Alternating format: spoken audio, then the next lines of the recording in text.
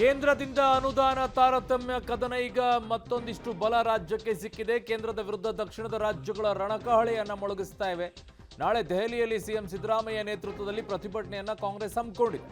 February 8ಕ್ಕೆ ದೆಹಲಿಯಲ್ಲೇ Kerala ಕೂಡ ಪ್ರತಿಭಟನೆ ಮಾಡೋಕೆ ಈಗ ಮುಂದಾಗಿದೆ. ಕೇರಳದ ಪ್ರತಿಭಟನೆಗೆ ತಮಿಳುನಾಡು ಸಿಎಂ ಸ್ಟಾಲಿನ್ ಕೂಡ ಬೆಂಬಲವನ್ನ ಕೊಟ್ಟಿದ್ದಾರೆ. ಸೊ ಹಾಗಾಗಿ ದಕ್ಷಿಣ ಭಾರತದ ರಾಜ್ಯಗಳು ಯಾವ್ಯಾವಿದಾವೋ ಅವೆಲ್ಲವೂ ಕೂಡ ಈಗ ಒಂದೊಂದಾಗಿನೇ ಹೆಜ್ಜೆಯನ್ನು ಇಡ್ತಾ ಇವೆ. ಒಂದು ಕಡೆಗೆ ಈಗ ಫೆಬ್ರವರಿ 7ಕ್ಕೆ ಕರ್ನಾಟಕ ರಾಜ್ಯ ನಾಳೆ ಪ್ರತಿಭಟನೆಯನ್ನು ಮಾಡ್ತಾ ಇದ್ರೆ, ಇನ್ನೊಂದು ಕಡೆಗೆ 8ನೇ ತಾರೀಕಿಗೆ ಕೇರಳ ಪ್ರತಿಭಟನೆಯನ್ನು ಮಾಡ್ತಾ ಇದೆ. 8ನೇ ತಾರೀಕಿಗೆ ಮಾಡುವಂಥ ಕೇರಳದ ಪ್ರತಿಭಟನೆಗೆ ತಮಿಳುನಾಡು ಕೂಡ ಸಾಥ್ ಕೊಡ್ತಾ ಇದೆ. ಸೊ ಹಾಗಾಗಿ ಈಗ ದೊಡ್ಡ ಮಟ್ಟದ ಸಂಘರ್ಷಕ್ಕೆ ಅನುದಾನದ ವಿಚಾರದಲ್ಲಿ ನಾಂದಿ ಹಾಡ್ತಾ ಇದೆ ರಾಜ್ಯ ಸರ್ಕಾರದ ನಿರ್ಧಾರ.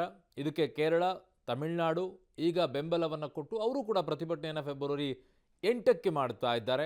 ಫೆಬ್ರವರಿ 7ಕ್ಕೆ ಅವರು ಕೂಡ ಜೋಡಿಸ್ಬೋದಿತ್ತು, ಬಟ್ ಈಗ ರಾಜ್ಯದಲ್ಲೇ 136 ಶಾಸಕರಿದ್ದಾರೆ, ಸಂಸದರನ್ನ ಆಹ್ವಾನ ಕೊಡ್ತಾ ಇದ್ದಾರೆ. ಅಲ್ಲಿ ದೊಡ್ಡ ಮಟ್ಟದಲ್ಲಿ ಅನುದಾನ ಪ್ರತಿಭಟನೆ ನಡೆಯುತ್ತೆ. ಈಗ ಕೇರಳವೂ ಕೂಡ ಮಾರನೇ ದಿನ ಮತ್ತೆ ಪ್ರತಿಭಟನೆಯನ್ನು ಮಾಡಕ್ಕೆ ಮುಂದಾಗಿದೆ. ಅದಕ್ಕೆ ತಮಿಳುನಾಡು ಕೂಡ ಬೆಂಬಲ ಕೊಡ್ತಾ ಇದೆ.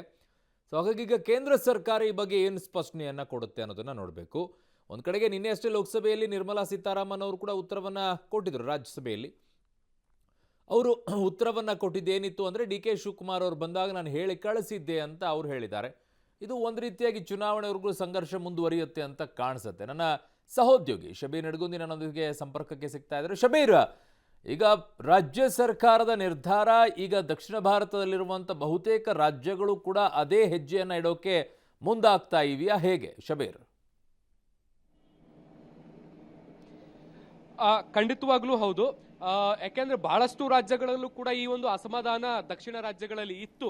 ಆದ್ರೆ ಅದನ್ನ ಹೇಗೆ ವ್ಯಕ್ತಪಡಿಸಬೇಕು, ಅದಕ್ಕೊಂದು ವೇದಿಕೆ ಹೇಗೆ ನಿರ್ಮಾಣ ಆಗಬೇಕು ಅನ್ನುವಂಥದ್ದು ಎಲ್ಲೂ ಕೂಡ ಸ್ಪಷ್ಟವಾಗಿರ್ಲಿಲ್ಲ.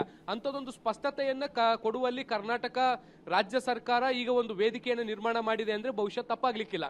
ಕರ್ನಾಟಕ ರಾಜ್ಯ ಸರ್ಕಾರ ಯಾವಾಗ ದೆಹಲಿಗೆ ಬಂದು ಪ್ರತಿಭಟನೆಯನ್ನು ಮಾಡ್ಲಿಕ್ಕೆ ತೀರ್ಮಾನ ಮಾಡ್ತೋ, ಎಲ್ಲ ಉಳಿದ ದಕ್ಷಿಣ ಭಾರತದ ಬಿಜೆಪಿಯೇತರ ರಾಜ್ಯಗಳೇನಿದಾವೆ ಅವುಗಳಿಗೆ ಒಂದಿಷ್ಟು ಹೊಸ ಶಕ್ತಿ ಅಥವಾ ಒಂದು ಹೊಸ ಚಿಂತನೆ ಬಂದಂತೆ ಕಾಣಿಸ್ತಾ ಇದೆ.